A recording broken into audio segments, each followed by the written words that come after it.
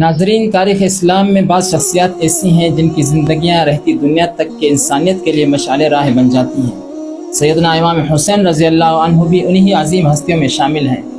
آپ نبی کریم صلی اللہ علیہ وسلم کے نواسے، جنتی نوجوانوں کے سردار اور حق و صداقت کے بے مثال علمبردار تھے۔ امام حسین رضی اللہ عنہ کی زندگی سخاوت، شجاعت، عبادت اور خدمت خلق کا حسین امتزاج تھی۔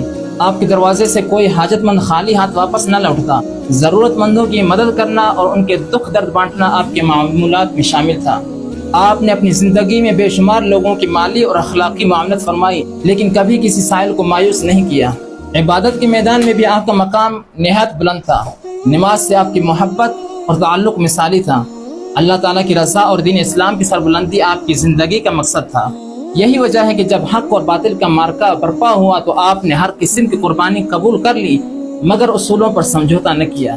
10 محرم الحرام 61 ہجری کا دن اسلامی تاریخ کا ایک دردناک مگر عظیم باب ہے۔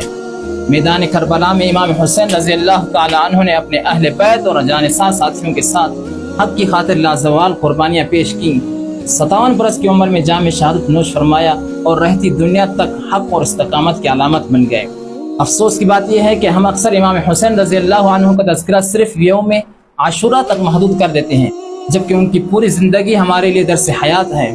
ضرورت اس امر کی ہے کہ مساجد، مدارس، ذرائع ابلاغ اور تحریری دنیا میں سال بھر ان کے کردار، اخلاق، عبادت اور قربانیوں کو مستند حوالوں کے ساتھ بیان کیا جائے، تاکہ نئی نسل اپنے اسلاف کی حقیقی زندگی سے واقف ہو سکے۔